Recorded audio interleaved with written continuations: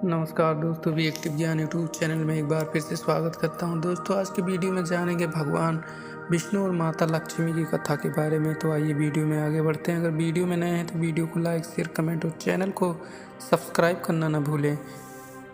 एक बार भगवान विष्णु और माता लक्ष्मी शेषनाग पर बैठे बैठे बोर हो गए। उन्होंने धरती पर घूमने का विचार किया। वैसे भी कई साल बीत गए थे धरती पर आए और वो अपनी यात्रा की तैयारी में लग गए। स्वामी को तैयार होता देखकर लक्ष्मी माँ ने पूछा, आज सुबह सुबह कहाँ जाने की तैयारी हो रही है? विष्णु जी ने कहा, हे लक्ष्मी, मैं धरती लोक पर घूमने जा रहा हूँ। तो कुछ सोचकर लक्ष्मी माँ ने कहा, हे देव, क्या मैं भी आपके साथ चल सकती हूँ? भगवान विष्णु ने 2 पल सोचा, फिर कहा, एक शर्त पर तुम मेरे साथ चल सकती हो। तुम धरती पर पहुंचकर उत्तर दिशा की ओर बिल्कुल मत देखना। इसके साथ ही माता लक्ष्मी ने हाँ कह के अपनी मनवाली और सुबह सुबह माँ लक्ष्मी और भगवान विष्णु धरती पर पहुंच गए। अभी सूर्य देवता निकल ही रहे थे। रात बरसात होकर कट रही थी। चारों ओर हरियाली ही हरियाली थी। उस समय चारों ओर बहुत शांति थी और धरती बहुत ही सुंदर दिख रही थी। और माँ लक्ष्मी मंत्रमुग्ध हो धरती को देख रही थी और भूल गई कि पति को क्या वचन देकर आई हैं। और चारों ओर देखती हुई कब उत्तर दिशा की ओर देखने लगी, पता ही नहीं चला। उत्तर दिशा में माँ लक्ष्मी को एक बहुत ही सुंदर बगीचा नजर आया और उस तरफ से भीनी भीनी खुशबू आ रही थी और बहुत ही सुंदर सुंदर फूल खिले थे। ये एक फूलों का खेत था और माँ लक्ष्मी बिना सोचे समझे उस खेत में गई और सुंदर सा फूल तोड़ लाई। लेकिन यह क्या, जब माँ लक्ष्मी भगवान विष्णु के पास वापस आई तो भगवान विष्णु की आंखों में आंसू थे और भगवान विष्णु ने माँ लक्ष्मी को कहा कि कभी भी किसी से बिना पूछे उसका कुछ भी नहीं लेना चाहिए और साथ ही अपना वचन भी याद दिलाया। माँ लक्ष्मी को अपनी भूल का पता चला तो उन्होंने भगवान विष्णु से इस भूल की माफ़ी मांगी। तो भगवान विष्णु ने कहा कि जो तुमने भूल की है उसकी सज़ा तो तुम्हें ज़रूर मिलेगी। जिस माली के खेत से बिना पूछे फूल तोड़ा है, यह एक प्रकार की चोरी है। इसलिए अब तुम 3 साल तक माली के घर नौकर बन के रहो। उसके बाद मैं तुम्हें बैकुंठ में वापस बुलाऊंगा।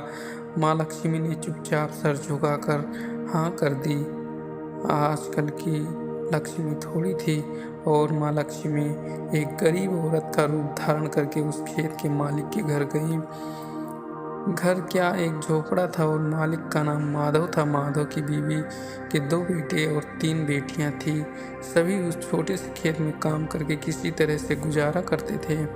माँ लक्ष्मी जब एक साधारण और गरीब औरत बनकर जब माधव के झोपड़े पर गई तो माधव ने पूछा, बहन तुम कौन हो और इस समय तुम्हें क्या चाहिए? तब माँ लक्ष्मी ने कहा, मैं एक गरीब औरत हूँ, मेरी देखभाल करने वाला कोई नहीं है। मैंने कई दिनों से खाना भी नहीं खाया, मुझे कोई भी काम दे दो, साथ में मैं तुम्हें घर का काम भी कर दिया करूँगी। बस मुझे अपने घर में एक कोने में आसरा दे दो। माधव बहुत ही अच्छे दिल का मालिक था। उसे दया आ गई, लेकिन उसने कहा, बहन मैं तो बहुत ही गरीब हूँ, मेरी कमाई से मेरे घर का खर्च मुश्किल से चलता है। लेकिन अगर मेरी 3 की जगह 4 बेटियाँ होती तो भी मैंने गुजारा करना था। अगर तुम मेरी बेटी बनकर जैसा रूखा सूखा हम खाते हैं उसमें खुश रह सकती हो तो बेटी अंदर आ जाओ। माधव ने माँ लक्ष्मी को अपने झोपड़े में शरण दे दी और माँ लक्ष्मी 3 साल तक माधव के घर पर नौकरानी कर रही।